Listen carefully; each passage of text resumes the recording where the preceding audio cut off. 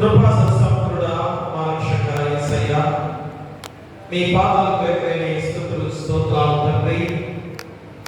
గడిచిన నిరంతరం నుంచి ఈ దినం వరకు మమ్మల్ని కాచుగా పాడి మీ రెక్కలలో భద్రపరచడానికి కూడా మీకే వేలాది స్తుతులు స్తోత్రాలు. మరి 40 రోజుల శిల్వశ్రమ ధ్యానాలలో 34వ రోజులోకి నడిపిస్తుండగా అయా మీరు పడిన శిల్వశ్రమ మరణ వేదన మేము గుర్తు చేసుకొని అయా మా కొరకే కదా ఇంత గొప్ప త్యాగము చేసి మమ్మల్ని రక్షించి తిరిగి మళ్ళా నీ రాజ్యానికి వారసులుగా చేసుకున్న గొప్ప విధానం. మరి 40 రోజుల్లో కూడా అయా మీరు పడిన శిల్వశ్రమ మరణ వేదనలు ఎంత ఘోరాతి ఘోరంగా ఉన్నాయో మేమందరం కూడా ప్రతిరోజు కూడా గ్రహించే వారిగా ఉన్నాం. మరి ఒక్క రోజుల్లోనైనా కానీ ఒక్క నిమిషంలోనైనా కానీ ఒక సెకండ్లోనైనా కానీ మార్పు చెందే ఆ గొప్ప జీవితం తండ్రి మీరు పడిన ఆ శిల్వశ్రమ మరణ వేదన తండ్రి ఎంత ఘోరమైనవో మేము మార్పు చెందడానికి ఒక్క సెకండ్ కూడా చాలు అనేది కూడా ఆయన మాకు గుర్తు చేస్తున్నారు. మరి 33 రోజులు అయిపోయాయి. 34 రోజుల్లోకి మేము ప్రవేశిస్తుండగా ప్రతిరోజు వాక్యాంశాలమైన జీవితాలతో మా జీవితాలు బెరీజ్ వేసుకొని పరీక్ష చేసుకొని మాలో మార్పు చెందడానికి తండ్రి మరి ఇప్పుడైనా కానీ కొద్ది రోజులైనా కానీ మాలో మార్పు చెందే జీవితాలతో నడిపించమని మేము ప్రార్థన చేస్తున్నాం. మరి ఎవరు అశ్రద్ధ నిర్లక్ష్యం చేయకుండా ప్రతి మోకాలు మీ పాసంలో మోకరలి మీ నామానికి మహిమ ఘనత ప్రభావాలు కలిగించే విధంగా ప్రతి ఒక్కరిని నడిపించమని ఈ ఆరాధనలో మీరే తోడుగా ఉండి నడిపించమని నీ కుమారుడు మా ప్రభువైన యేసుక్రీస్తు ద్వారా వేడుకొంచున్నాము తండ్రి. ఆమేన్. ఏ ముఖం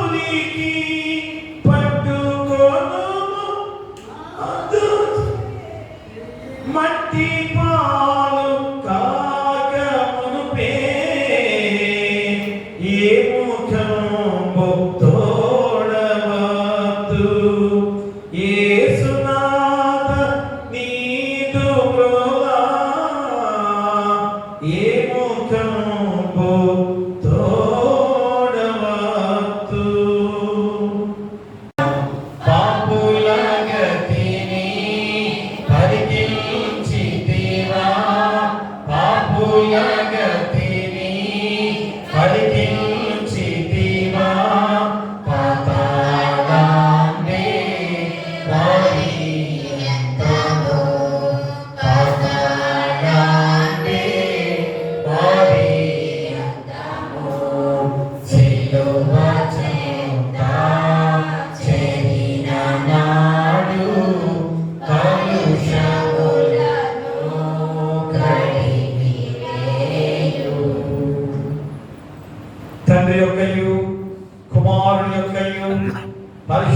పరిశుద్ధాత్మ యొక్కయు నామమున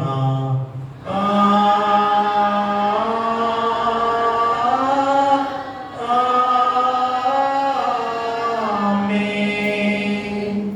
ఓ ప్రభువా, నా పెదవులను తెరువుము, అప్పుడు నా నోరు నీ స్తోత్రమును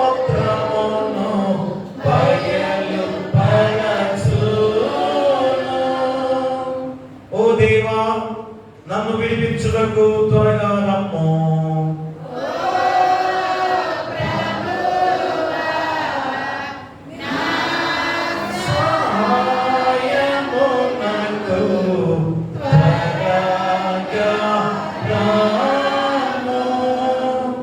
తండ్రికిని కుమారునికిని పరిశుద్ధాత్మకును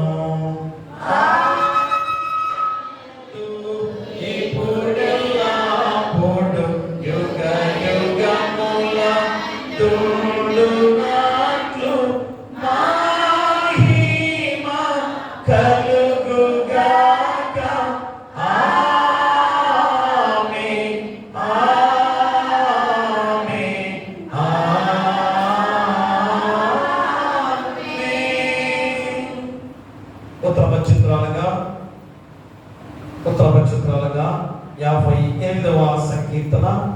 అధిపతులారా, మీరు నీతిని అనుసరించి మాట్లాడుదురన్నది నిజమా? నరులారా, మీరు న్యాయమును బట్టి తీర్పు తీర్చుదురా? లేదే, మీరు హృదయపూర్వకముగా చెడుతను తొలగించుచున్నారు, దేశమందు మీ చేతి బలాత్కారమును తుడిచి చిరించుచున్నారు. కత్తి కడుపున పుట్టినది మొదలుకొని భక్తిహీనులు విపరీత బుద్ధి కలిగి ఉండును. పుట్టిన తోడనే అబద్ధంగా ఆడుచు తప్పిపోవుదురు. వారి విషయము నాగపాము విషయం వంటిది. మానవులు ఎంత నేర్పుగా మంత్రించినను వారి స్వరము తనకు వినబడుతున్నట్లు చెవి మూసుకొన్నట్టి చెవిటి పాము వలె వారున్నారు. దేవా, వారి నోటి పంటను విడగొట్టుము, యెహోవా కరుణ సింహముల కోరను విడగొట్టుము. పారు నీళ్ల వలె వారు గతించిపోవుదురు. అతడు తన బాణములను సంధింపగా అవి దునాతనకలైపోవును. వారు కరిగిపోయిన రక్తవలే ఉండును, సూర్యుని చూడని రక్తస్తంభాలే ఉండును. నీ కొండలకు ముళ్ళకంపసెగా తగలక మునిపే అది పచ్చిదైనను ఉడికినదైనను ఆయన దాన్ని నెరగగొట్టుచున్నాడు. ప్రతి దండముగా నీతిమంతులు చూసి సంతోషించుదురు. భక్తిహీనుల రక్తంలో వారు తమ పాపములను కడుగుతుందురు. అందరూ కలిసి, కావున నిశ్చయముగా నీతిమంతులకు ఫలం కలుగునియు, నిశ్చయముగా న్యాయం తీర్చు దేవుడు లోకములో మననియు మనుషులు ఒప్పుకొందురు. తండ్రికి కుమారునికి పరిశుద్ధాత్మకు ఆదియందు ఇప్పుడు ఎల్లప్పుడూ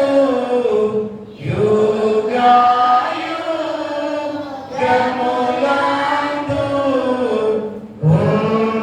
ఉండునట్లు మహిమ కలుగును గాక.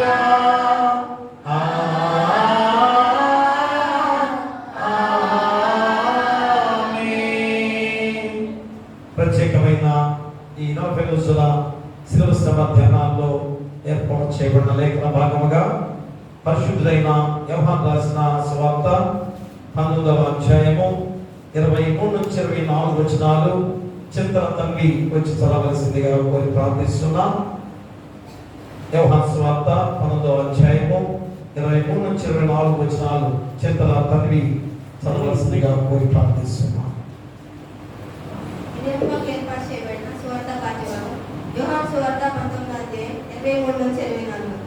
సైనికులు యేసును సిలువ వేసిన తర్వాత ఆయన వస్త్రం తీసుకొని ఒక్కొక్క సైనికునికి ఒక్కొక్క భాగం వచ్చినట్టు వాటిని 4 భాగములు చేసింది. ఆయన అంగీ కూడా తీసుకొని ఆ అంగీ కుట్టులేక పైనది యావత్తు నేయబడని కనుక వారు దానిని చెప్పగా అది ఎవరికి వచ్చునో అది దానికోసము చీట్లు వేయమని ఒకరితో ఒకరు చెప్పుకొని వారు నా వస్త్రములను తమలో పంచుకొని నా అంగీ కోసము చీట్లు వేయమని చీట్లు వేసి ఆ లేఖనం నెరవేరినట్టు ఇది జరిగేది. ఇందుకే సైనికులు ఇలాగ చేసి ఓ ప్రభువా, మమ్మల్ని కనికరింపము. ఏ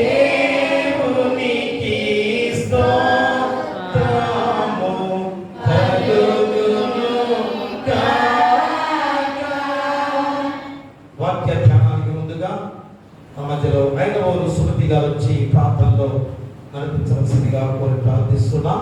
వాక్య ధ్యానానికి ముందుగా ఆయన సుమతి గారు ప్రార్థన నడిపించవలసిందిగా కోరి ప్రార్థిస్తున్నాం. బాగున్నారండి? అలాగే ఏం బాగుంది అంటారు అందరూ మంచిగా కదా, ఎవరన్నా బాగున్నారని చెప్తారు కదా. ఈరోజు మన టాపిక్ ఏంటంటే అంజీని చీకులు వేయడం, అంతేనా? ఎందులో ఉన్నది? యోహాను సువార్తలోనే కదా. మళ్ళీ ఒకసారి చదవగలరా? సైనికులు యేసును సిలువ వేసిన తరువాత ఆయన వస్త్రములు తీసుకొని ఒక్కొక్క సైనికునికి ఒక్కొక్క భాగం వచ్చినట్లు వాటిని 4 భాగములు చేసిరి. ఆయన అంగిని కూడా తీసుకొని ఆ అంగి కుట్టు లేక పైనుండి యావత్తు వేయబడినది కనుక వారు దానిని చింపగా అది ఎవరికి వచ్చునో అని దాని కోసము చీట్లు వేయుదురని ఒకరితో ఒకరు చెప్పుకొనేది. ఈరోజు మన టాపిక్ వచ్చేసి అగ్నిని చీట్లు వేయడం, దాని గురించి మాట్లాడుతున్నాము. ఈ అగ్నిని వాళ్ళు ఎలాగా చీట్లు వేశారు, ఏం చేశారు అనే దానికి ముందుగా అప్పుడు జరిగినటువంటి విషయాలు, ఆనాడు సిలువ వేసిన విధానము, క్రమము, అది దాన్ని మనం ఒకసారి క్షుణ్ణంగా పరిశీలన చేస్తే, యేసు ప్రభువాన్ని ఎవరి గవర్నమెంట్ కింద సిలువ వేశారండి? రోమన్ గవర్నమెంట్ కదా, అవునా? రోమన్ గవర్నమెంట్ లో సిలువ వేయటం అనేది చాలా క్రూరమైనది, అవమానకరమైనదిగా మనము చూడవచ్చు. చూడండి, రోమన్లు ఎవరికైనా సిలువ వేయాలి అంటే నగ్నంగా వారిని కొట్టేవారు, భయంకరంగా కొట్టేవారు, అవమానించేవారు, క్రూరంగా హింసించేవారు. అయితే చూడండి, ఉరి శిక్ష వేయాలన్న వాళ్ళు, లేకుంటే సిలువ మరణానికి ఎక్కించాలన్నా కూడా రోమన్ గవర్నమెంట్ ఒక బృందాన్ని ఏర్పాటు చేసింది. ఆ బృందం ఏంటంటే, ఒక వ్యక్తికి సిలువ మరణము వేయాలి అని అంటే 4 సైనికులతో కలిగినటువంటి ఒక బృందం ఉంటుంది. మనకు కూడా హైకమాండ్ కమిషన్ ని నియమించింది, ఒక కేసు మీద అంటూ ఉంటాం కదా, వాళ్ళు ఒక బృందంగా పనిచేస్తారు. అలాగే చూడండి, ఇక్కడ సిలువ వేయబడిన క్రీస్తు కూడా 4 సైనికులు ఒక బృందంగా పనిచేసినట్లు మనం చూడవచ్చు. రోమన్ గవర్నమెంట్ లో అదొక అధికారులు 4 సైనికులు ఇస్తారు. సిలువ వేసేటప్పుడు వారిని ఎలా చంపాలి, ఏ విధంగా చేయాలనే దానికి 4 వ్యక్తుల్ని నియమించినట్లు మనము చూడవచ్చు అన్నమాట. మరి ఈ యొక్క అంగీని చీట్లు వేసిన విధానాన్ని కనుక మనము గమనించినట్లయితే, ఇది కొంతమంది భక్తులండి ఎలా వర్ణించారంటే, నలుగురు పంచుకున్నారు కదా చీటీ వేసి ఆయన యొక్క అంగీని. ఎవరెవరు పంచుకున్నారు? 4 సైనికులు పంచుకున్నారా లేదండి? పంచుకున్నారు కదా. దీనిని చాలా మంది భక్తులు, లేకపోతే ఆనాడు ఉన్నటువంటి విధానంలో చాలా మంది పండితులు కూడా అభిప్రాయం ఏంటంటే, మరి ముఖ్యంగా సెయింట్ ఆగస్టిన్ అనేటువంటి వ్యక్తి ఈ యొక్క చీట్లు వేసి అంగీని పంచుకునే విధానంలో మనం చూసినట్లయితే, ఈ 4 ముక్కలు 4 పంచుకోవటం, ఆ భాగాన్ని మనం ఆలోచన చేస్తే ఆయన ఎలా అభివర్ణించాడంటే, భూమికి 4 దిక్కులు ఉంటాయి కదా, 4 దిక్కులేనమ్మా. ఇంట్లో నీరసంగా ఉన్నారు కదా, పాపం వాడికి పనులకి వెళ్ళి వచ్చి మళ్ళీ స్నానం చేసి, భూమికి ఎన్ని దిక్కులు అండి? 4 దిక్కులైతే 4 దిక్కులకి సువార్త అందించాలి అనేటువంటి విధానంలో అది 4 ఆ చీటి ఆ యొక్క అంగిని 4 ముక్కలుగా పంచుకున్నారు అని ఆయన అభివర్ణించాడు అన్నమాట. ఇంకా కిందకు వచ్చేసరికి ఒకే ఒకే ఏముంది అక్కడ? అంగి ఉందా? ఒకటే అంగి ఉంది. అది చూడండి ఎలా నేయించబడిందంటే ఎక్కడ కూడా జాయింట్ లేదండి దాన్ని. ఇప్పుడు మనము ఒక డ్రెస్ కుట్టాలంటే ముందు కట్ చేసుకుంటారా? కట్ చేసుకుంటారు. తర్వాత కొలతలు తీసుకొని మంచిగా ముక్కలుగా చేతులు ఏ భాగం, కాళ్ళు ఏ భాగం, నడుముకి ఏ భాగం అనేది కొలతలు తీసుకొని కట్ చేసుకొని కొడతారు. కానీ ఇక్కడ చెప్పబడిన మరి ప్రభు వారు ధరించినటువంటి ఆ అంగి ఒకే కుట్టు విధానంలో ఉంది. అర్థమవుతుందండి? మనకిలాగా చేతులు, కాళ్ళు, ప్యాంటు అవన్నీ కట్ చేసుకొని కుట్టలేదు. ఒకటే అల్లిక, ముక్కలు ముక్కలుగా లేదు. అర్థమవుతుందండి? ఒకటే అల్లిక దానికి పెట్టి కుట్టడం అనేది ఎక్కడ అతుకు లేని అంగి. ఆ అంగీని వచ్చేసేమో సంఘానికి ఐక్యతను చూపించేదిగా అభివర్ణించాడు సెయింట్ ఆగస్టిన్ అనేటువంటి వ్యక్తి. చీట్లు వేసినటువంటి ఆ యొక్క పై వస్త్రాలు ఉన్నాయి కదా, వాటిని పంచుకున్నారా నలుగురు చీట్లు వేసి. దానిని వచ్చేసి నలుదిక్కుల భూమి నలుదిక్కుల సువార్త ప్రకటించే విధానానికి సాదృశ్యంగా ఉంది అనే విధానంలో వారు అభివర్ణించారు పండితులు. ఆనాడు ఉన్న భక్తులు, పండితులు ఆ రకంగా అభివర్ణించారనమాట. అతుకు లేకుండా కుట్టినటువంటి వస్త్రాలు రాజరికానికి సాదృశ్యం అండి. కిందేమో అతుకు లేని అంగీ ఉంది, దాన్నేమో ఎవరి పేరు వస్తుందని చీట్లు వేసుకున్నారు. పైన బట్టలేమో చింపేసి పంచుతున్నారు. అర్థమవుతుందమ్మా? పైన బట్టలేమో బాహ్యంగా ధరించిన బట్టలేమో ముక్కలు ముక్కలు చేసి తీసుకున్నారు. లోపల ఉన్నటువంటి అంగి ఏదైతే ఉంది అది చాలా విలువైనది, చేతి వస్త్రం, చేతితో కుట్టబడినది. ఆ యొక్క అంగి ఏదైతే ఉందో ఆ అంగి ఒకే విధానంలో కుట్టబడింది. అల్లుకుంటూ అల్లుకుంటూ అల్లుకుంటూ చేతులు అలాగే ఈ తల ఇవన్నీ కూడా ఒకే కుట్టు. దానికి అతుకులు లేవు. కుట్టు మిషన్ మీద కుట్టింది కాదు, అది చేతి పనుల మీద. పూర్వకాలం చేతి పనులు, చేతితో చేసిన వస్త్రాలకు కానీ వస్తువులకు కానీ చాలా చాలా విలువ ఉండేది. అది చాలా ఖరీదైనది. ఆ యొక్క అంగీలు ఎవరు ధరిస్తారంటే రాజులు ధరిస్తారు. ఒకే విధానంలో కుడతారు, అతుకులు లేకుండా ఒకే అల్లికతో చేతి పనితో కుట్టిన ఆ యొక్క అంగీని రాజులు ధరిస్తారు. మన యేసు ప్రభు వారు కూడా రాజే కదండి.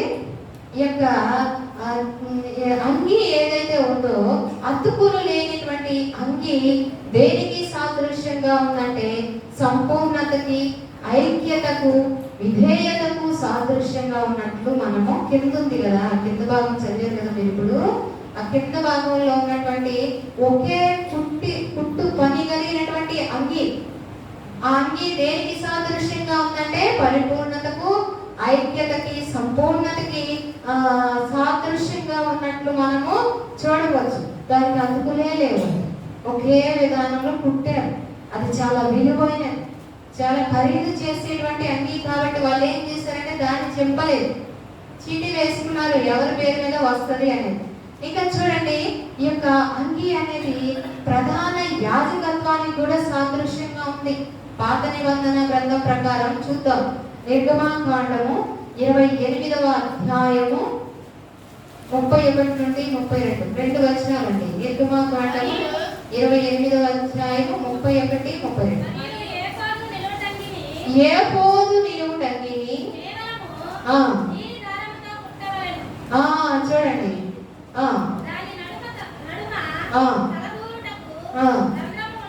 అదిగోండి ఇలాగే అతుకులు లేవు, కట్టింగ్ లేదు. మనలాగా ఒక జాకెట్ కుట్టాలంటే అతుకులు, కట్టింగ్ అంతా ఉంటుంది కదండి. ముక్కలు ముక్కలు చేసి దాని షేప్ లో తెస్తారు.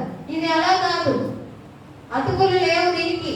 ప్రధాన యాజకుడు ధరించేటువంటి వస్త్రము అంగీ కూడా అతుకులు లేనిదే. కాకపోతే ఇక్కడ తల దగ్గర రంధ్రం పెట్టాలి, చేతులకి ఇలా పెట్టాలని చూపిస్తున్నాడు. చదవటం అది చిన్నగుంటున్నట్లు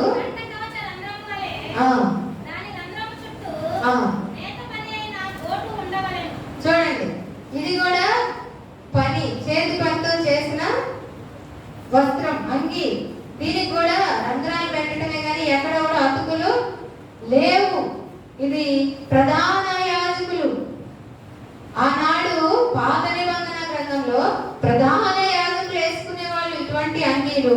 ఇప్పుడు మన ప్రభు అయిన యేసు క్రీస్తు వారు కూడా ప్రధాన యాజకుడైనా కాదండి?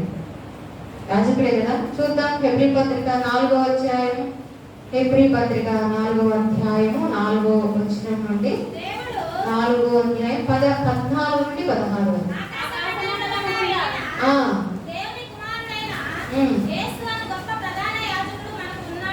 ప్రధాన యాజకుడేనండి. పాత నిబంధన గ్రంథంలో అంగీని ఎలా కొట్టమన్నాడు? అతుకులతో కాదు, అల్లికతో కుట్టి తల దగ్గర రంధ్రం, చేతులకి రంధ్రాలు పెట్టి నడుం దగ్గర చూసి కుట్టమని చెప్పాడు. అది ప్రధాన యాజకుడు అహరోను వంశము వారు వేసుకునేవారు. ఇక్కడ యేసు ప్రభు వారు వేసుకున్నటువంటి అంగీ ఏదైతే ఉందో, చీటి వేసి పంచుకున్నారు కదా చెప్పకుండా, ఆ అంగీ కూడా ఆయన ప్రధాన యాజకుడు అని మనకి ఎంతైనా గుర్తు చేస్తుంది. పాట కూడా ఉంది కదండి, ఏముంది? మన ప్రధాన యాజకుడు మనకంటే ముందుగా వెళ్ళెను, మన ప్రధాన యాజకుడు మనకంటే ముందుగా వెళ్ళెను. చాలండి. ఆయన ప్రధాన యాజకుడు అనే దానికి సింబాలిక్ గా ఈ యొక్క చేతి కుట్టు పని కలిగినటువంటి వస్త్రాన్ని ఆయన ధరించుకున్నారు. ఆయన రాజు, ప్రధాన యాజకుడు.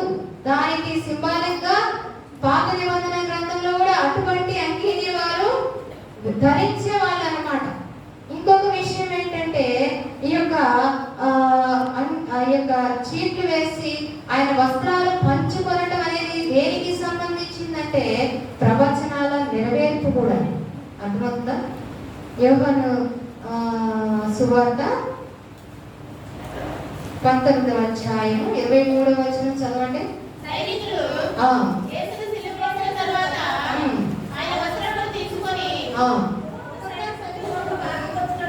చింపుకొని బాగా వేసుకున్నారు కదా ఇక్కడ. అలాగే చూద్దాం కీర్తన గ్రంథం 22వ అధ్యాయము 18వ వచనం చదవండమ్మా. చూడండి, ప్రవచనాల నెరవేర్పు. నా వస్త్రములు వారు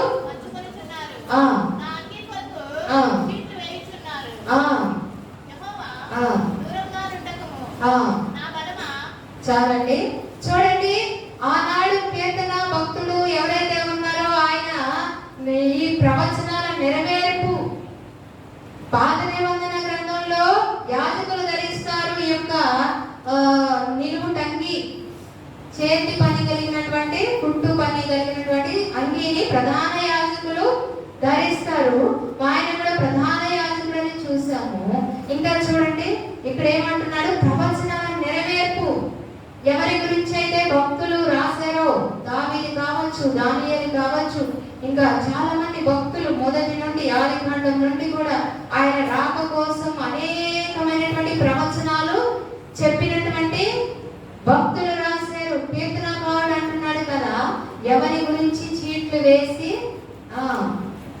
ఆ యొక్క అంగీని ముక్కలుగా చేశారు. ఆ చీట్లు వేసుకొని ఆ అంగీని కొన్నారు వాళ్ళు కదా, తీసుకున్నారు. ఎవరి పేరు మీద వేస్తే వాళ్ళు. ఇది శిలువ మీద జరగడం కాదండి. ముందే దేవుడు ప్రవచనాల ద్వారా పాత నిబంధన గ్రంథంలోనే భక్తుల ద్వారా రాయించి పెట్టడం లేదు. అదే ఆయన అంగీని మరి చీట్లు వేసుకోవడం, ఆయన వస్త్రాలని 4 ముక్కలు చేసి పంచుకోవటం కూడా పాత నిబంధన గ్రంథపు ప్రవచనాల నెరవేర్పు అనేది మనము గమనించాలన్నమాట. అయితే చూడండి, మనం ఈరోజు యోహాను సువార్తే కాబట్టి చెప్పుకుంటుంది. యోహాను భక్తుడు యేసయ్యను మరి ఎలా చూపిస్తున్నాడు, ఆయన పాయింట్ ఆఫ్ వ్యూలో ఎలాగా గమనించాడు. యోహాను సువార్త రాసేటప్పటికి కొంచెము సామాజికంగా చాలా మార్పులు వచ్చినాయి. ఆయన అన్ని రకాల విధానాలు స్టడీ చేసి రాశాడు. సువార్తలన్నీ ఒకటే చెప్తున్నాయి, ఆయన యొక్క జనన మరణ పునరుద్ధానాల గురించి చెబుతున్నాయి. కానీ యోహాను భక్తుడు ఎలా చెప్తున్నాడంటే యేసుని ఒక బాధపడేటువంటి ఒక సేవకుడుగా, మరి మెస్సయ్యగా అభివర్ణించి చెబుతున్నాడు. అర్థమవుతుందండి? చీట్లు వేసుకొని ఆ యొక్క అంగీని వాళ్ళు ఎవరి పేరు వస్తే వాళ్ళు తీసుకున్నారు. అది దేనికి సాదృశ్యం అంటే చర్చి ఐక్యతగా ఉండడానికి సాదృశ్యం. కాబట్టి ఎక్కడ మొక్కలు అతుకులు ఎక్కడ లేవండి.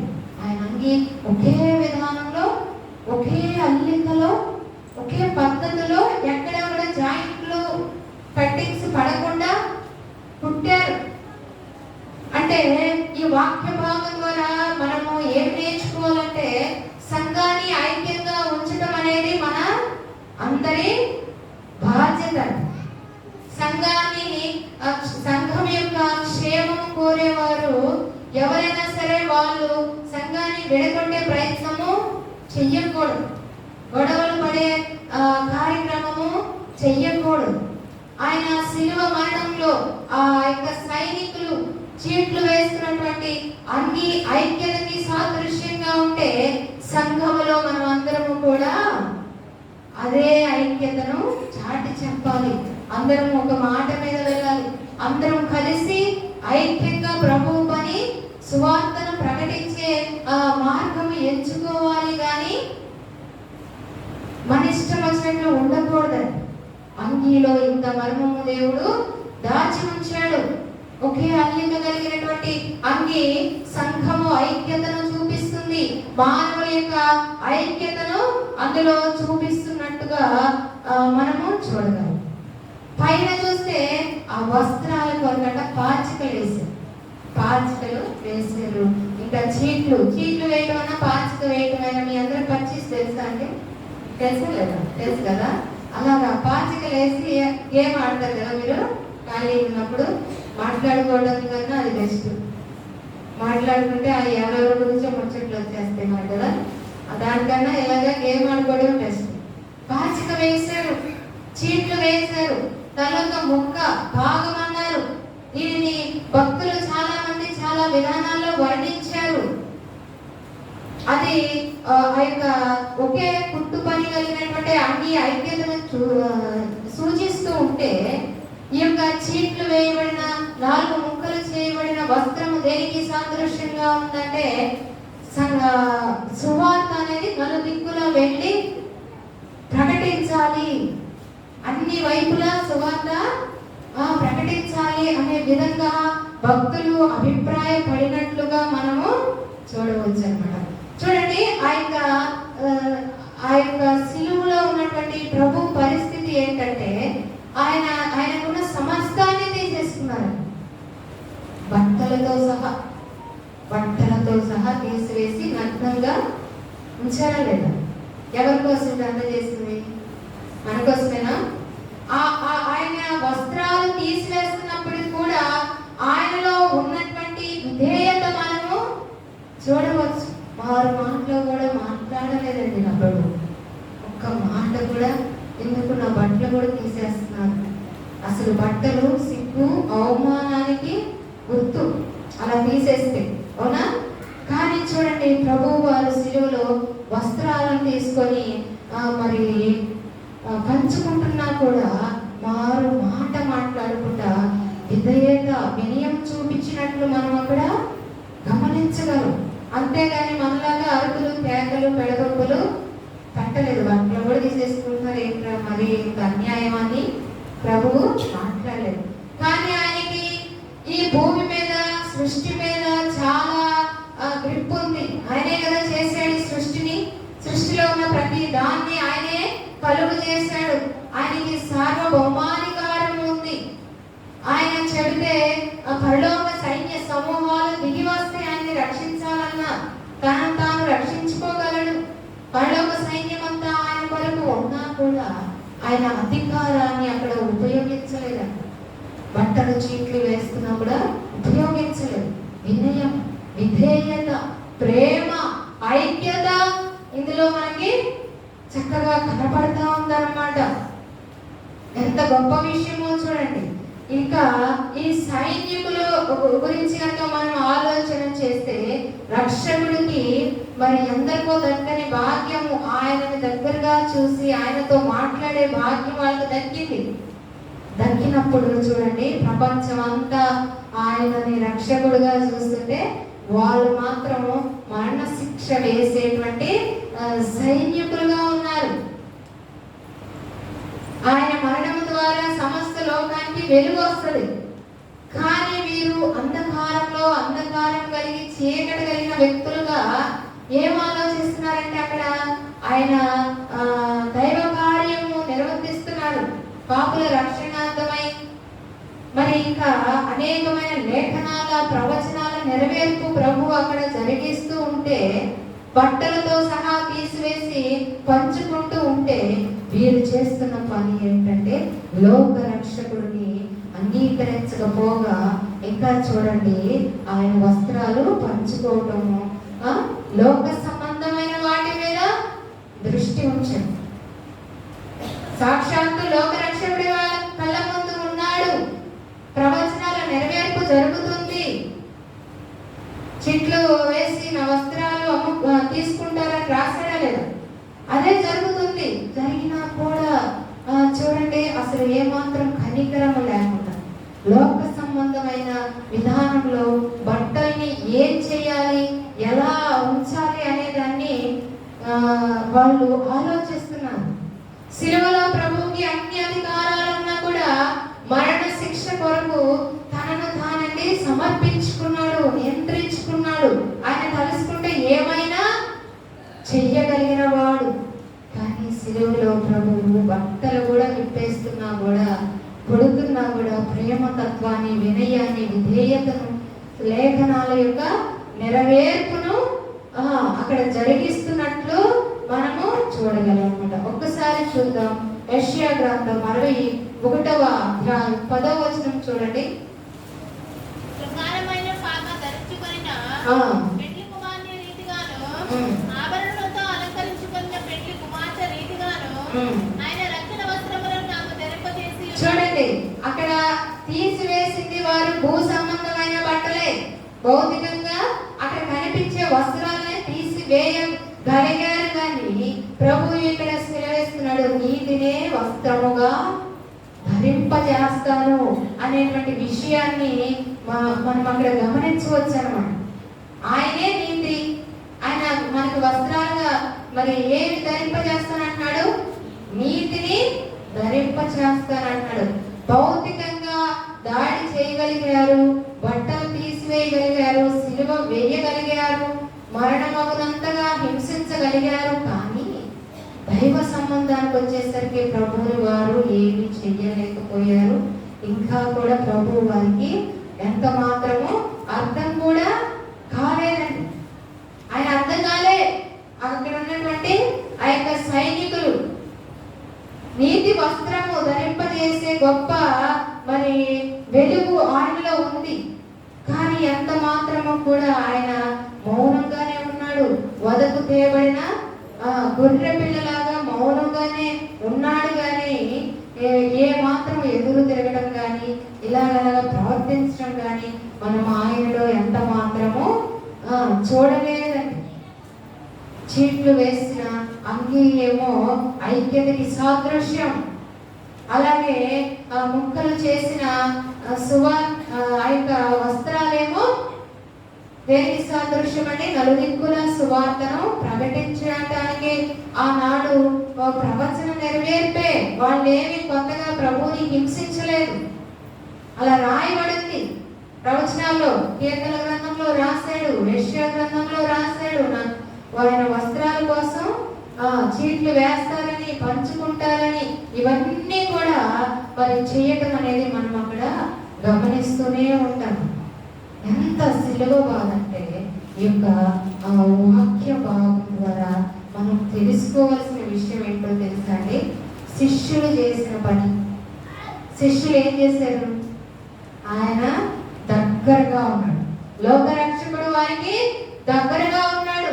పాపాలను క్షమించగలిగిన దైవం వాళ్ళ కళ్ళ ముందే ఉన్నాడు, ప్రక్కనే ఉన్నాడు, కానీ వారు గుర్తెరగని వారిగా ఉన్నారు. ప్రభువు మీద లేదు వారి దృష్టి. దేని మీద ఉందంటే ఆ యొక్క ప్రభు వస్త్రాల మీద ఉంది వారి దృష్టి. ఈ యొక్క వస్త్రాలు ఎందుకంటే వాళ్ళ గవర్నమెంట్ లో ఏ నేరస్తుడని ప్రూవ్ చేస్తారో ఆ నేరస్తుడి యొక్క వస్తువులన్నీ ఒంటి మీద ఉన్నాయన్నీ కూడా దోచుకునే అధికారము వాళ్ళకి ఉంటుంది కాబట్టి ఏం దొరికితే అది ఆ నలుగురు సైనికులు తీసుకోవచ్చు. వాళ్ళ దృష్టి అంతా ఎడమ వైపున దొంగ దృష్టి దేని మీద ఉంది? ప్రభు మీదనా? కుడివైపు ఉన్న ఆయన దృష్టి ప్రభు మీద లేదు. అలాగే చూడండి, ఈ నలుగురు సైనికులు ఎవరైతే ఉన్నారో వాళ్ళు రోమన్ గవర్నమెంట్ చెప్పిన విధానంలో వాళ్ళ అధికారం ఉపయోగిస్తూ ఆయన చిత్రహింసలు పెడుతూ వస్త్రాలు కూడా దోచుకొని చీట్లు వేసి వాళ్ళ యొక్క అంధకారము చీకటి అనేది వాళ్ళు చూపించుకుంటున్నారు. కానీ లోక రక్షకుని అంగీకరించలేదు. లోక రక్షకుని పక్కనే ఉంచుకొని లోక సంబంధమైన వస్త్రాలు, బాహ్య వస్త్రాలు, లోపల ఉన్నటువంటి వస్త్రాల మీద దృష్టి పెట్టారు.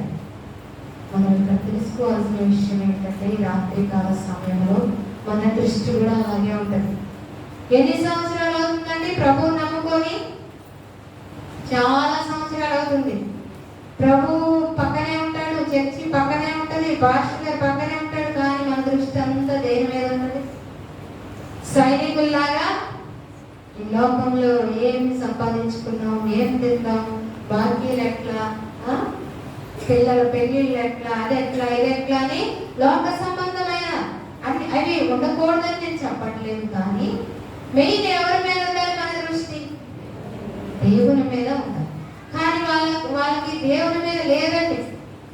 వాళ్ళు ఏ కాడికి ఆ బట్టలు ఎలా పంచుకుందాం, ఎలా చీట్లు వేసుకుందాం, ఎవరు తీసుకుందాం, ఇదే ఉంది సైనికుల దృష్టి. రాత్రికాల సమయంలో అండి మన దృష్టి దీని మీద. ప్రభువు వస్త్రాలు దోసుకున్న సైనికుల వలె మనం ఉన్నామా, లేక ప్రభువుని దృష్టించే వారంగా ఉన్నామా? ప్రభు ఉంటే చాలనుకోవాలి, కానీ లోక సంబంధమైన వస్త్రాలని పంచుకుంటే ఎంత డబ్బు వస్తుందండి? ఆ కాలంలో నిలువు టన్నీలకి, చేతి పని వస్త్రాలకి కానీ వస్తువులకు కానీ చాలా విలువ ఉండేది. అందుకని వాళ్ళు ఏం చేసేవాళ్ళు అంటే వాటిని త్వరగా పాడు చేసేవాళ్ళు కాదు, ఎంతకాలమైనా ఉంటాయి. అందుకనే దాన్ని జాగ్రత్తగా ఉంచుకోవాలని చీటీ వేశారు. ఆయన బాహ్యంగా అంటే పైన వేసుకున్న వస్త్రాలేమో వేడిని ఆపుతాయి, వెచ్చదనాన్ని ఆపుతాయి. రాత్రి కాలంలో ఆ వస్త్రాలు దుప్పటిగా పనికొస్తాయి అన్నమాట. అంగి గురించి మనం చెప్పుకోవాలంటే చాలా విషయాలు ఉంటాయి, కానీ ఈ విషయంలో అన్నిట్లో కూడా మనం గమనించాల్సిన విషయాలు ఏంటంటే ఆయన ప్రవచనాలు నెరవేర్చడానికే వాళ్ళు చీట్లు వేశారు, ఆయన యొక్క వస్త్రాలు దోచుకున్నారు. ఇంకా ఆ ఒకే పని కలిగినటువంటి ఒకే పని విధానం కలిగిన అంగీనేమో ప్రధాన యాజకులు ధరించుకునే వస్త్రంగా మనము చూడవాలి. చివరిగా చూద్దాం యెషయా గ్రంథం 61వ అధ్యాయం 10వ వచనం చదవండమ్మా. ఇందాక చదివారు కదా. గలతీ పత్రిక 3వ అధ్యాయం 27 చదవండి, ముగించుకుందాం. గలతీ పత్రిక 3వ అధ్యాయము 27వ వచనం.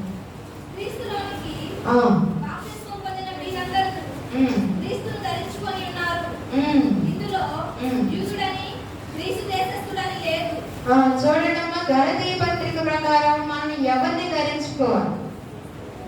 ఆయన బాహ్య వస్త్రాలు ఆయన ధరించిన ఆ రోజు వస్త్రాలు వాళ్ళు దొంగిలించగలిగారు, కానీ ఆయన నీతినే వస్త్రముగా ధరించుకున్నవాడు.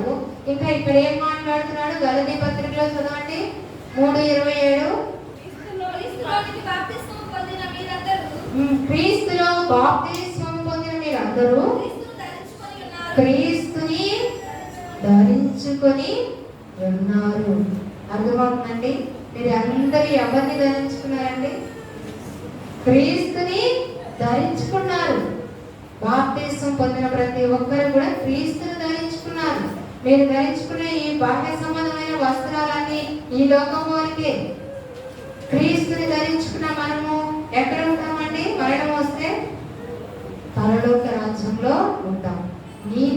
నీతి అనే వస్త్రం, పై వస్త్రం మనకి ఆయన బహూకరించాడు. మనం క్రీస్తుని ధరించుకున్నాం. క్రీస్తుని ధరించుకున్న మనము ఈ రాత్రి కాల సమయంలో ఎలా ఉంటున్నాం? ఎన్ని క్రిస్మస్లు, ఎన్ని ఈస్టర్లు, ఎన్ని గుడ్ ఫ్రైడేస్ పోతున్నాయండి మన జీవితాల్లో. చాలా వస్తున్నాయి, పోతున్నాయి కదా. మరి నువ్వు క్రీస్తుని ధరించుకున్నావా? చాలా మందికి బాప్తిస్మం అవుతుంది కానీ మారు మనసుకు అనుభవము ఉండదు. బాహ్యంగా ఏదో అందరిలాగా నీటి బాప్తిస్మం ఏదో లెక్క ప్రకారం తీసుకుంటారు కానీ ఏ మాత్రం కూడా మారు మనసు, క్రీస్తును ధరించుకున్న విధానము ఉండనే ఉండదు. క్రీస్తు ధరించిన వారు లోకానుసారంగా బ్రతకరు, లోకానుసారంగా ప్రవర్తించరు, లోకస్తులు మాట్లాడినట్టు మాట్లాడరు. లోకస్తులు ప్రవర్తించి రౌడీజం ఇంకా ఏదైనా సరే క్రీస్తుకి సంబంధించిన ఏవి మనలో ఉన్నాయంటే అవి మనము క్రీస్తుని ధరించుకున్నట్లు ఎంత మాత్రమో కానీ కాదు. క్రీస్తుని ధరించుకున్నా ఉంటే ఆయన ఎలా ఉన్నాడంటే సిలువలో బదుకు తేబడిన గొర్రె పిల్లలా ఉన్నాడు. తన వస్త్రాలను తీసివేస్తున్నా, పంచుకుంటున్నా కూడా మారు మాట మాట్లాడలేదు.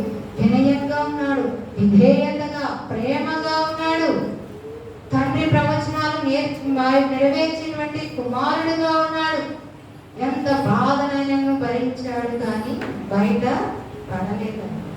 మీరేం చేసినా మీరెవరు కాబట్టి వీరిని క్షమించుము తండ్రి అని ప్రార్థన చేశాడు. అటువంటి గొప్ప అనుభవం మనందరికీ ఉండాలని కోరుచు నేను యొక్క వాక్య భాగాన్ని ముగిస్తున్నానండి. చక్కటి అవకాశం కల్పించిన పాస్టర్ గారికి, అమ్మగారికి నా ప్రత్యేకమైన ధన్యవాదాలు. అలాగే సంఘములకు, సంఘ పెద్దలకు కూడా మీ అందరికీ ప్రత్యేకమైన ధన్యవాదాలు అండి. Thank you. ఈ సంవత్సరం అవన్నీ అయిపోయినట్టే దాదాపుగా. నెక్స్ట్ ఇయర్ చూద్దామంటా. Thank you.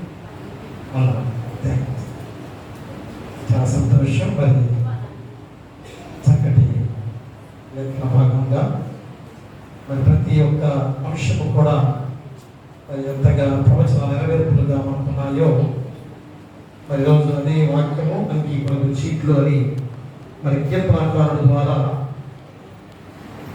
1020 సంవత్సరాల క్రితము ప్రవచించిన ఆ ప్రవచన నెరవేర్పు మరి యేసుక్రీస్తు వారు సిలువ వేయబడిన సందర్భంలో మరి అంగీని ఎలాగా చీట్లు వేయబడ్డాయో మరి గొప్ప సాదృశ్యంతో మరి ఐకమత్యము అనేది ఆ అంగి ఏ విధమైన అతుకు లేకుండా ఉన్న అంగి ఐకమత్యానికి సాదృశ్యంగా గుర్తు చేసిన విధానము మరి నలుగురు మరి పంచుకున్న ఆ విధానాలు మరి సువార్త నలుదిక్కులకు కూడా వ్యాపించిన సందర్భాన్ని ఈరోజు మనకెంతో చక్కగా మరి ఎంత గొప్ప పరిచర్య వారు చేస్తున్నారో మనమందరం మళ్ళా గుర్తు చేసుకోవాలి. తల్లి జీవనం మధ్య వారిని దేవుళ్ళలోకి నడిపించడం ఎంతో దీవెనకరమైన విధానం. మరి గొప్ప పరిచర్యలో మరి అయ్యగారు కూడా ఇద్దరు కూడా మరి సుచంద్రరావు గారికి కూడా ఎంత సహకరిస్తున్నారో చూసాం. మా పోయిన వారం కూడా మరి మేడం గారే రావాలి, అయినా కానీ వాక్యం చెప్పడానికి సుచంద్రరావు గారికి కూడా వచ్చారు. ఎందుకంటే ఆ ఉద్యోగం చాలా మరి ఎంతో కష్టమైన ఉద్యోగం. మరి దాన్ని కూడా మరి ఏ విధంగా కొద్దిగా సెలవు దొరకగానే మరి మా మధ్యకి వచ్చి వాక్యాన్ని అందించడానికి వచ్చిన మరి సుచంద్రరావు గారు మరి మేడం గారు మరి ఎంత ప్రయాసమో తెలుసు. ఎందుకంటే హైదరాబాద్ ఉండాలి, మరి ఇక్కడ కూడా చూసుకోవాలి. రెండు కూడా చూసుకుంటూ కూడా మన దగ్గరికి పరిచర్యకి వస్తూ మరి వారి సంఘాలు కూడా అందజేయడం మధ్య పరిచర్య ఉంది. అది కూడా చూసుకుంటూ మరి మన మధ్యకి వచ్చి చక్కటి వాక్యాన్ని అందించారు. మరి కాబట్టి వారిని మరొకసారి మా కుటుంబం తరఫున, సంఘం తరఫున నిండు వందనాలు తెలియజేసుకుంటూ మరి ఒక గొప్ప సమయంలో చక్కటి వాక్య భాగం ద్వారా మరి ఆయన ఏ విధంగా మరి వ్యవస్థగా మార్చి మన కొరకు ఆయన రక్షణ వస్త్రాన్ని ధరింపచేసిన దేవుడు. కాబట్టి చక్కటి వాక్యాన్ని గ్రహించిన మరి మీకును మీ కుటుంబాలకును సదాకాలము దేవుడు తోడైండును గాక. ఆమేన్. ప్రియ దేవుని సంగమా, మీరు గమనించండి. మరి క్వశ్చన్స్ అన్ని కూడా అయిపోయాయి కనుక రేపు సాయంత్రం 10 గంటల వరకు మా క్వశ్చన్స్ అన్ని కూడా చక్కగా రాయండి. వాక్యం అంతా కూడా ఎత్తి రాయండి దయచేసి. రెఫరెన్స్ మొత్తం రాయవద్దు. ఆ ప్రశ్న ఏదైతే ఉందో దానికి జవాబు చక్కగా రాయండి. మరి ఎందుకంటే వెంటనే దిద్ది ఇవ్వడానికి కూడా బాగుంటుంది. మరి మీరు అంత మొత్తం రాస్తే ఎత్తుకునేసరికి దాంట్లో ఎక్కడ ఉంది మీ జవాబు అనేది ఎత్తుకునేసరికి చాలా టైం పడుతుంది. కాబట్టి ఆ జవాబు ఏదో కరెక్ట్గా రాసిస్తే మంచిది. మరి దాన్ని చక్కగా మీరు ఒక పుస్తకం రాసిస్తే మళ్ళా తిరిగి మీకు ఆ పుస్తకం ఇస్తాం. మరి ఆ పుస్తకంలో ఎప్పుడైనా మీకు క్వశ్చన్స్ ఉంటాయి కనుక, ఆన్సర్స్ ఉంటాయి కనుక అది మీకు ఎప్పుడు గుర్తుంటుంది. కాబట్టి ఒక నోట్స్ పెట్టండి. పేపర్స్ కన్నా ఒక నోట్స్ మీద రాసిస్తే మంచిది. మరి ఇక్కడ రేపు మట్లాది వారము పాము సండే. మరి గమనించండి అందరికి కూడా. మరి చిన్నపిల్లలు తిరగటమే అనుకుంటున్నారు, మా కాదు. మళ్ళా చెబుతున్నాను, పెద్దవారు, స్త్రీలు, పురుషులు, యవనస్తులు అందరూ రావాలి. పిల్లలతో చాలా మంచిది. ఇది సంవత్సరానికి ఒకసారి మనం ఇలాగా మరి ప్రతి వీధిలో కూడా సువార్త ప్రకటించడం అనేది కూడా చాలా దీవెనకర విధానం. కాబట్టి మంటలు చేత పట్టుకొని రెండవ రాకడ కొరకు దేవాది దేవుడు మన మధ్యకి రాబోతుండగా మరి మనము ఆ యొక్క మంటలు చేత పట్టుకొని జేహో హోసన్న అంటూ స్వాగతం పలికే గొప్ప విధానంలో 7 గంటల వరకు కరెక్ట్గా 7 గంటలు ప్రారంభించబడుతుంది. ఇది ఎండ ఎక్కువగా వస్తుంది కాబట్టి చిన్నపిల్లలు కనుక దయచేసి 7 గంటల కల్లా అందరూ కూడా ఇక్కడ రావడానికి ప్రయత్నం చేయండి. మీ చిన్నపిల్లలను సిద్ధపరచండి. మరి కొన్ని సంవత్సరాలు చూశాం ఎంత చక్కగా వైట్ డ్రెస్సులతో పిల్లలందరూ కూడా మన చక్కగా ముస్తాబై అట్లా చేతపడుతూ వచ్చారు. దేవదూతల వలిగే ఉన్నారు. కాబట్టి సండే స్కూల్ టీచర్స్ మరి ఎంతో చక్కగా దాన్ని నిర్వర్తించారు. మరి ఈ సంవత్సరం కూడా మరి పిల్లలందరూ కూడా సిద్ధపరిచి మరి రేపు అందరం కూడా మనము వీధి కూడా తిరుగుతూ జేహో వస్తున్నట్టు ముందుకు సాగే బాధ్యతగా ప్రతి ఒక్కరు కూడా రావాల్సిందిగా కోరి ప్రార్థిస్తున్నాం. అలాగనే బాప్తిస్మాలు నిర్ధారణ తీసుకునే అందరూ కూడా సిద్ధపడవలసిందిగా కోరి ప్రార్థిస్తున్నాం. దహన బలి నీకు నాదిష్టము మరియు దైవ పాలలు పెరిగినయా మాయే యెహోవా దేవా విరిగి నలిగిన యతి హృదయాంబనాక్షము చేయవు నిగాటాక్షముతో సియోనుకు ఇప్పుడే నన్ను తోడను నేను సేయుమో ప్రాకాటంబుగాను యెరూషలేమునకు ప్రాకారములనుగా తిరుపుమో అంతటా నీతియు తాంబులో బలులు యాగములు సర్వంగా హోమము ఎంతో ఇష్టమో బలిపీఠము మీద ఎన్నో కోడెల జనులర్పింతురు దహన బలి నీకు నానిష్టమో మరియు దైవ బలులు విరిగినాయా మాయే. ప్రార్థిద్దాము. మహాగరుడ మహాపరిశుద్ధుడా మా మిక్కిలి ప్రియ పరలోకపు తండ్రి, పరమండలమందు ఆశీర్వాదంగా ఉన్న గొప్ప దేవ, మీకే వేలాది స్తోత్రాలు. అయ్యా గడిచిన దినం నుంచి ఈ దినం వరకు మమ్మల్ని కాచి కాపాడి మీ రెక్కల నీళ్ళలో భద్రపరిచినందుకు కూడా మీకే వేలాది స్తోత్రాలు. ఇదిగో అయినా 34వ రోజు అంగీ కొరకు చీట్లు అనే అంశం ద్వారా అయ్యా ఎందుకనగా ఈ ప్రత్యేకమైన అంశాలు మరి ఎందుకు నాయన ఈ సంవత్సరం మేము ఏర్పాటు చేసుకున్నాం అనగా అయ్యా ప్రతి లేఖన భాగము అయ్యా మీరు సిలువ వేయబడిన ఆ సందర్భంలో ఆ లేఖన భాగాలు ఎలా నెరవేర్చబడ్డాయో అది అంశముగా తండ్రి నాయన ఏమన్నా గొప్ప విధానం. కాబట్టి కీర్తనకారుడు ద్వారా 1020 సంవత్సరాల క్రితము అయ్యా ప్రవచించిన ప్రవచన నెరవేర్పు మరి యేసుక్రీస్తు వారు సిలువ వేయబడిన సందర్భంలో అయ్యా వారు ఏ విధంగా 4 సైనికులు కూడా అయ్యా పంచుకున్న సందర్భాన్ని ఈరోజు మాకు గుర్తు చేస్తున్నారు. మరి ఒకే ఒక్క అంగీ మాత్రం ఏ అతుకు లేని అంగీ ఏ రీతిగా దాని కొరకు చీట్లు వేస్తున్న సందర్భాన్ని కూడా ఈరోజు మాకు గుర్తు చేస్తున్నారు. అది కీర్తనకారుడు ద్వారా 22వ అధ్యాయంలో 18వ వచనంలో చెప్పబడిన విధానము, ఇకను దానియేలు గ్రంథములో 3వ అధ్యాయం 21వ అధ్యాయంలో ఆయా అంగి యొక్క ఆ దుస్తుల యొక్క వస్త్రాల యొక్క ప్రత్యేకత ఏంటి కూడా ఆయా మాకు తెలియజేసి ఉన్నారు. ఎందుకనగా ఆయా వ్యవస్థలుగా ఎందుకు మీరు చేశారు, ఆయా లోక విధానంలో మీరు శిలువ యాగముగా అర్పించుకునే సమయంలో మిమ్మల్ని ఏ విధంగా అవమానకరమైన విధానంలో వస్త్రాలు ఎందుకు తీసేవేయబడ్డాయి అనగా ఆయా మాకు రక్షణ వస్త్రాన్ని ధరింప చేయడానికి ఆయా ఆనాడు షద్రక్ మెషక్ అబేద్నెగోలు ముగ్గురు కూడా ఆయా అగ్నిగుండంలో వేసి ఉండగా ఆయా తిరిగి వారిని మళ్ళా రాజు అయ్యా వీరి ద్వారా మీరు ముగ్గురిని వేస్తే 4వ వ్యక్తి కూడా కనబడ్డాడు.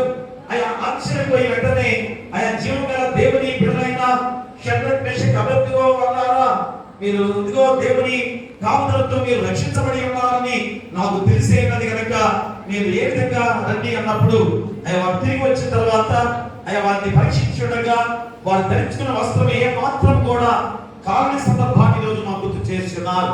అనగా తండ్రి మీరు ఇచ్చిన రక్షణ వస్త్రము ఎలాంటి అగ్ని కూడా తాకకుండా చేసిన గొప్ప రక్షణ వస్త్రాన్ని మీరు మాకు ధరింపజేసి ఉన్నారు. అనగా తండ్రి మరి రోజునైనా మీరు ఏ విధంగా ఆ వస్త్రాలు లేని వారిగా మేము చేశాం, మరి అయినా కానీ మాకు రక్షణ వస్త్రాలు ధరింపజేయడానికి అయ్యా మీరు శిలువ బలియాగంగా అర్పించుకున్న దేవాది దేవుడు. మరి ఇంత గొప్ప ధన్యకరమైన ధనంలో అయ్యా మా కొరకు మీరు ఎన్ని శ్రమలు శిలువ వేదనలు తగిన ఆయన అవమానకరమైన ధనాన్ని పొందుకొని ఈరోజు ఇంకనూ అవమానకరమైనది కనుక వ్యవస్థలను చేసి అయ్యా మిమ్మల్ని శిలువకి యాగంగా అర్పించుకున్న విధానం అయ్యా అదేదో అయ్యా సైనికులు అలాగా చేశారేమని అయ్యా వారు బలవంతమైన విధానంలో చేశారనుకోవచ్చేమో, కానీ అయ్యా కాదు తండ్రి, లేఖన నెరవేర్పు జరగాలి, అయ్యా కీర్తనకారుల ద్వారా ప్రవచన నెరవేర్పు జరగాలి కనుకనే అయ్యా అది జరిగిన సందర్భాన్ని కూడా మాకు గుర్తు చేస్తున్నారు. కాబట్టి మానవవంతులుగా మేము చేయాలనుకున్నది కాదు తండ్రి, అయ్యా మనుషులుగా మేము అనుకున్నది కాదు తండ్రి, ఆ లేఖన భాగాలు నెరవేర్పు జరగడానికి ఇంత గొప్ప కార్యం ఆయన నెరవేర్చబడిన విధానం, అందులో చిక్కుకున్న వారిగా ఆ సైనికులు ఎంత అవహేళన చేసిన సందర్భాన్ని మాకు గుర్తు చేస్తున్నారు. అంటే వారు అవహేళన అవమానము ఈ రోజు యేసుక్రీస్తు వారి పట్ల చేసిన విధానము అది ఎవరిది అనగా మనుషులుగా ఈరోజు మాదే. మరి ఆనాడు జరిగిన అవమానకరమైన విధానాన్ని ఈ రోజు మేము తెలుసుకున్నాం కనుక మేమేం చేయాలి, అలాంటి అవమానకరమైన విధానం ఎందుకు యేసుక్రీస్తు వారు పడ్డారు, అయ్యా మేము రక్షించబడటానికి కదా, మేము రక్షణ భాగ్యాన్ని పొందుకున్న వారిగా మమ్మల్ని చేస్తున్నారు కనుక మేము పరిశుద్ధమైన పవిత్రమైన జీవితాన్ని కొనసాగించుకొని ఆ దేవుని మార్గంలోనే ఆయా భయభక్తులు కలిగిన బిడ్డలుగానే ఉండాలి, ఆయా బుద్ధిగా కనికరమలే సిద్ధపడుతూ ఉండాలని ఆయా కర్తవ్యంతో ఈరోజు నడవాలి. అలాంటి స్థితిలో మేము ఉన్నామా అయ్యా? కాబట్టి ఇంత గొప్ప వాక్యము అయ్యా ఎంత గొప్ప పరిచర్యలోనైనా ఈరోజు అయ్యా వారు ఎన్ని పనులు చేస్తూ అయినా మరి రోజు హైదరాబాద్ లో ఉంటూ అయ్యా భక్తులు సహకరిస్తుంటూ మరి పరిచర్యలో పని భావస్తులుగా మరి అన్నిల మధ్య పరిచర్య చేస్తూ ఈ రోజు మా మధ్య కూడా ఎంతో చక్కటి వాక్యాన్ని అందించిన మేడం గారు శ్రీమతి పొంగూరి ఝాన్సీ గారి విషయం మేము ప్రార్థన చేస్తున్నాం. మరి ఎంత దీవెనకరము అయ్యా దేవుని పరిచర్యలో ఎంత ఆనందకరంగా పరిచయం చేస్తూ మరి రోజు ఆయన మరి చక్కటి అవకాశంతో ఆయన ఈ రోజు అయ్యా మంచి అవకాశం అని వారు అన్న మాట ఎంత గొప్పదో అయ్యా. కాబట్టి ఆయన చాలా మంది అనుకోవచ్చేమో ఇంత కష్టం మాకెందుకు, ఇంత ప్రయాసం మాకెందుకు అనుకోవచ్చేమో, కానీ దేవుని పరిచర్య ఎంత ఆనందకరంగా ఉందని అయ్యా ఎంతో సంతోషకరంగా ఉందని చాలా చెప్పుకుంటూ ఆయన రోజు మా మధ్యకి ఆయన ఆహ్వానించిన విధానంలో అయ్యా చేతి చక్కటి వాక్యాన్ని అందించి ఉండగా అయ్యా మరి పరిచర్యను దీవించండి, అయ్యా మరి కుటుంబాన్ని దీవించండి. రవి గారు తప్పిన ఆయన సుశీంద్రరావు గారు చేసే ఉద్యోగాల్లో రాకపోకల్లో మీరు తోడుగా ఉండండి. మరి మేడం గారు బట్టి కూడా మేము ప్రార్థన చేస్తున్నాం. ఆయన మంచి ఆరోగ్యంతో ఆయన ప్రయాణంలో మీరు తోడుగా నడిపించండి. మరి కుమారుల విషయంలో ఎంతో చక్కటి చదువు ద్వారా ఉద్యోగాలకి ఆయన ముందుకు సాగుతున్న బిడ్డలుగా ఉండగా ఆయన దీవించి బలపరిచి గొప్ప స్థితిలో ఉండడానికి కూడా మీకు దయచేయమని, ఏ శోధన రానియకుండా వారి గృహాచుకుని మీ దేవదూత గంచెగా ఉంచమని వేడుకొని ప్రార్థన చేస్తున్నాం. మరి గొప్ప సమయంలో ఉన్న వాక్యాన్ని ఫలింపు చేయండి, ఆ వాక్యాన్ని వెలుగుగా చేసుకొని ఆ వెలుగు గృహాల్లో ఆపాదించుకునే బాధ్యత ప్రతి బిడ్డకు దయచేయండి. వచ్చిన వారి బట్టి రాని వారి బట్టి వృద్ధాప్యులు ఉన్నవారు, నడివచ్చిన ఉన్నవారు, ఎవరి ప్రదర్శన ఉన్నవారు, చిన్నపిల్లలు, కృష్ణులు, అనాథలు, అభాగ్యులు, గర్భిణీ శిశువుల కోసం దయచేయండి. బాలింతరాలు తల్లిదండ్రులు క్షేమంగా ఉంచండి. పిల్లలు లేని వారి బిడ్డలు దయచేయండి. వివాహాలు కాని వారికి వివాహాలు చేయండి. గృహాలు లేని వారికి గృహాలు ఇవ్వండి. ఉద్యోగాలు దయచేయండి. ఆర్థికంగా ఇబ్బంది పడుతున్న ఆర్థికంగా సహాయం చేయండి. ఆయన విధులందరూ పక్కన వ్యాఖ్యలు చేస్తూ మీ కృపా బాహుళ్యాన్ని వారిపై కుమరించమని వేడుక ప్రార్థన చేస్తున్నాం. అలాగే ఆయన పాడి పశువుల పక్షులను దీవించండి.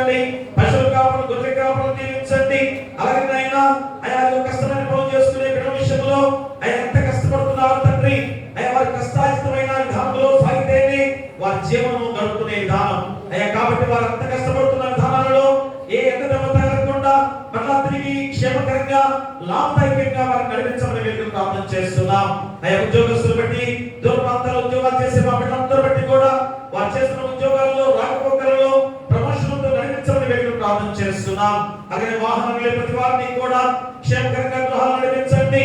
రైతులు, వ్యవసాయదారులు, వ్యాపారస్తులందరికీ కూడా లాభదాయకంగా వారి కుటుంబాన్ని పోషించుకునే బాధ్యత వారికి దయచేయండి. మరి ఇప్పుడు నాయన 10th క్లాస్ ఇంటర్మీడియట్ ఎగ్జామ్స్ వచ్చాయి. అయ్యా బిడ్డలు, మా బిడ్డలు చాలా మంది కూడా మంచి మార్కులతో విజయం సాధించి అయ్యా బిడ్డలు ఫోన్ చేసి పాస్టర్ గారు మేము మంచి మార్కుతో పాస్ అయ్యామని చెప్పిన మా బిడ్డలు ఎంత దీవెనకరం తండ్రి. అయ్యా మా దిక్కులు నాయన ఎంసెట్ లో కానీ ప్రతి విషయంలో కూడా అయ్యా మంచి విజయాలతోనే ముందుకు సాగి గొప్ప గొప్ప ఉద్యోగాలు స్థిరపడటానికి కూడా మీ పరిశుద్ధాత్మ శక్తిని వారిపై కొనసాగించండి. అయ్యా మా బిడ్డలందరూ కూడా ఎక్కును అయ్యా పైతర ప్రమోషన్ తో నడుస్తున్న ప్రయాణాల్లో తోడుగా ఉండండి. అయ్యా 10th క్లాస్ ఎగ్జామ్స్ రిజల్ట్స్ కూడా రాబోతున్న క్షణాల దగ్గరగా ఉండగా మీరే తోడుగా ఉండి మంచి విజయాలతో నడిపించే బాధ్యత దయచేయండి. అలాగే వేరే వేరే ఉద్యోగస్తుల చదువుల ద్వారా అయ్యా వారు పరీక్ష రాయడానికి సిద్ధపడుతున్నారు. అయ్యా వారందరూ కూడా దీవించండి. ఎందుకంటే అందరూ అధికంగా ఉంటున్నాయి కనుక అయ్యా వారు పరీక్ష రాసే సమయంలో మీరే తోడుగా ఉండండి. మరికొన్నైనా ఆస్తులను ప్రతి బిడ్డను దీవించండి. ఏ చోటు రానికుండా వారి అయ్యా రాసే ప్రతి ఎగ్జామ్స్ తోడుగా ఉండి అయ్యా మంచి మార్కులు సాధించుకునే బాధ్యత దయచేయండి. మరికొన్నైనా మరి దూర ప్రాంతాల్లో ఉద్యోగాల్లో చదువుకున్న బిడ్డలు, ఇతర దేశాల్లో మా బిడ్డలు బట్టి ప్రార్థన చేస్తున్నా దీవించి బలపరచండి. మరికొన్నైనా మరి సంఘంలో మరి సంఘ పెద్దలుగా అయ్యా డెలిగేట్ గారిని, సంఘ పెద్దలను, కుల పెద్దలను, మరికొన్నైనా పిసిసి వారిని సర్వాధి దీవించి సంఘాన్ని ఐకమత్యంలో ముందుకు సాగించి అభివృద్ధిలో నడిపించడానికి మీకు దయచేయండి. మరికొన్నైనా ఉద్యోగస్తులుగా ఉన్న ప్రతి బిడ్డలు అయ్యా ప్రజల క్షేమాన్ని కోరుతూ చేసే ఉద్యోగాలు అయ్యా వారంతా ఖచ్చితంగా చేస్తే అయ్యా ఏ లక్ష్యాలు తీసుకోకుండా చేసే ఉద్యోగాలుగా, ప్రజల క్షేమాన్ని కోరుతూ చేసే ఉద్యోగాలుగా ఉంటే అయ్యా మీ ద్వారా ఎంతో గొప్ప దీవెనకరమైన ప్రతిఫలం వారికి దక్కబోతుంది తండ్రి. అంటే గొప్ప వారికి దయచేయండి. అలాగే నాయనా దేశ నాయకులు, ప్రపంచ నాయకులు, రాష్ట్ర నాయకులు, జిల్లా నాయకులు, గ్రామ నాయకులు అయ్యా దేశాన్ని, ప్రపంచాన్ని, రాష్ట్రాన్ని, జిల్లాని, గ్రామాన్ని శాంతి సమాధానంతో చక్కగా పరిపాలించి అయ్యా మా దేశము అయ్యా లౌకిక దేశంగా ఉన్నది. అయ్యా అన్ని మతాలు కలిసి ఉన్న దేశంగా ఉండగా అయ్యా సహోదర ప్రేమతో, ఐకమత్యంతో ఉండే బాధ్యతగా నడిపించండి. ఎందుకంటే ఇప్పుడే కోరలు చాస్తున్నారు తండ్రి. ఆ కోరలు తీసివేసి అయ్యా మేమందరం కూడా ఐకమత్యంతో ముందుకు సాగుతున్న విధానము అయ్యా క్రైస్తవ్యం అంటే ఒక మతము, కులము కాదని ఎన్నోసార్లు పదే పదే చెబుతున్నా గానీ గ్రహించలేని వారు ఉన్నారు. అయ్యా క్రైస్తవ్యం అంటే అయ్యా నాయనా మరి మా జీవితాలు ఎంత మంచి జీవితాలుగా మార్చబడే విధానం కనుక అయ్యా నాయనా తెలుసుకొని అయ్యా మా మార్గంలో, సత్యమైన మార్గంలో నడవడానికి మీకు దయచేయమని మేము ప్రార్థన చేస్తున్నాం. ఎలాంటి శోధన రానికుండా అయ్యా క్రైస్తవ్యము దేశాన్ని ఎంత గొప్ప స్థితిలో నిలబెట్టింది అయ్యా అది గ్రహించుకునే విధంగా వారి మనసును మార్చి అయ్యా అందరూ కూడా ఐకమత్యంతో ఉండడానికి మీకు దయచేయండి. మరి ఆయన దీక్ష తీసుకునే బిడ్డల విషయంలో మరోసారి మేము ప్రార్థన చేస్తున్నాం. అయ్యా బిడ్డలు 40 రోజులు అనేది కాదు అయ్యా 40 రోజులు వారిని అయ్యా మీరు పడిన శిలువ మరణ వేదన గుర్తు చేసుకొని పరిపూర్ణమైన జీవితాన్ని మేము పొందుకునే బాధ్యత అనేది గుర్తుగా వారు ఈ 40 రోజులు దీక్ష చేస్తున్నారు. అయ్యా తర్వాత రోజులు వల్ల పాత రోజులకు వెళ్ళకూడదు. అయ్యా పాత రోత జీవితంలోకి వెళ్ళకూడదు. అయితే పరిశుద్ధమైన, పవిత్రమైన జీవితాలతో నడిస్తే అయ్యా వారి కుటుంబాలు ఎంత సంతోషిస్తాయి, ఎంత ఆనందపడతాయి. కాబట్టి ఆయన వీళ్ళందరూ కూడా అలాంటి కృపలో నడవడానికి మీకు దయచేయండి. మరి కొద్ది రోజులుగా వారు చేసే ఈ దీక్ష అయ్యా 40 రోజులుగా కొనసాగుతున్న దీక్ష అయ్యా బలవంతమైన విధానం కాదు కానీ అయ్యా వారు మా మానవత్వంతో మేము ఉండాలని దీక్షతో ముందుకు సాగిన బిడ్డలుగా ఉన్నారు. ఎలాంటి శోధన రానియకుండా పవిత్రమైన జీవితాలతో నడిచే బాధ్యతగా ఈ కొద్ది రోజుల్లో కూడా ఎలాంటి శోధన రానియకుండా పవిత్రమైన ధర్మంతో తర్వాత రోజులు ఆయన పరిపూర్ణంగా మీ బిడ్డలుగా ఉండడానికి మీకు దయచేసి దీవించి బలపరచమని మేము ప్రార్థన చేస్తున్నాం. అయ్యా రేపు మాట్లాడుకోవాలుగా అయ్యా బిడ్డలందరూ కూడా చిన్నపిల్లలతో సహా మేము అయ్యా ర్యాలీగా తిరగబోతున్నాం. ప్రతి వీధిలో జయహో హోసన్నా అంటూ అయ్యా నాయనా దావీదుని ఆ హోసన్నా అంటూ అయ్యా మరోసారి మేమందరం కూడా మేము స్తుతించుకునే బాధ్యతగా రాబోతున్నాం. ఎందుకంటే రెండవ రాకడగా మీరు వస్తుండగా అయ్యా మేము మరి సిద్ధపాటుగా ఉన్నామని మిమ్మల్ని ఆహ్వానించుకోవద్దా? దాని కొరకు అంతా సిద్ధపాటుతో రావాల్సిన బాధ్యతలో ప్రతి బిడ్డను కూడా నడిపించమని మేము ప్రార్థన చేస్తున్నాం. అయ్యా తన వాక్యం చదివిన బిడ్డలని, ప్రార్థన చేసిన బిడ్డలను, అయ్యా ఉత్తర చిత్రాలు చదివిన బిడ్డలను ప్రతి వారిని దీవించి బలపరచమని ఇదిగో ఆయన మా సంఘంలో ఐకమత్యంతో నడిపించే బాధ్యతగా, శాంతి సమాధానంతో ముందు నడిపించే బాధ్యతగా అయ్యా నూతన దేవాలయ నిర్మాణ విషయంలో ప్రార్థన చేస్తున్నాం. ఎందుకంటే అది అయ్యా గొప్ప విధానంలో మేము పురికొల్పుకొని అందరూ కూడా ఒకటిగా అయ్యి తగిన ఆయన నిర్మాణం చేపట్టాలని ప్రయత్నం చేసేద్దాం. అయ్యా ఖచ్చితంగా ప్రయత్నం ఒమ్ము కాకూడదు. ఎందుకంటే ఆయన అది దేవుని పేరిట అందరూ కూడా తీర్మానం చేసుకున్నారు కనుక అది ఎంత ధన్యకరమైందో దాన్ని వెనకైతే వేయకూడదు అనేది కూడా పదే పదే గుర్తు చేస్తున్నాం. కాబట్టి మా బిడ్డల వల్ల తిరిగి ఆ నిర్మాణ విషయంలో చక్కటి ఆలోచనతో సమాధానంతో ఐక్యమత్యంతో నడిచే బాధ్యత ఆ దేవ నిర్మాణంతో ఆ గొప్ప విధానాన్ని చాటుకునే బాధ్యత దయచేయండి. మరి మా సంఘంలో ఎలాంటి శోధన రానియకుండా, గ్రామంలో ఏ విధమైన శోధన రానియకుండా అందరం ఐక్యమత్యంతో నడిచే బాధ్యతగా ప్రతి గృహం చుట్టూ, సంఘం చుట్టూ, గ్రామం చుట్టూ కూడా నీ దేవదూతల గచ్చిగా ఉంచమని నీ కుమారుడు మా ప్రభువైన యేసుక్రీస్తు ద్వారా వేడుకొంచున్నాము తండ్రి. ఆమేన్. పరలోకమందున మా తండ్రి, నీ నామం పరిశుద్ధపరచబడును గాక, నీ రాజ్యం వచ్చును గాక, నీ చిత్తం పరలోకమందు నెరవేర్చును భూమి మీద నెరవేరును గాక. మనదాహారం నేడు మాకు దయచేయము. మహిళ అపరాధములు చేసిన వారిని క్షమించున్న ప్రకారం అపరాధములను క్షమించుము. శోధన దుష్టులను తప్పించుము. రాజ్యమును, శక్తియు, మహిమయు నిరంతరము నీవై ఉన్నవి. ఆమేన్.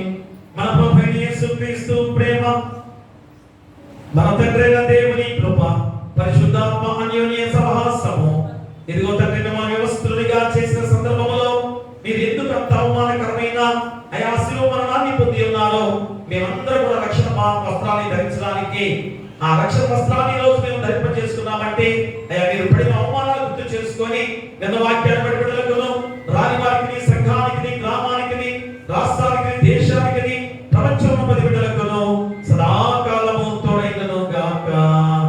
ఆమేన్. కథ కథ పాపస కథము పాపుటకింత పటు బాధనుంది నావా. ఎటువంటిది ప్రేమ, ఎటువంటిది శాంతమిటులవ నింతు స్వామి. ఎటువంటిది ప్రేమ, ఎటువంటిది శాంతమిటులవ నింతు స్వామి.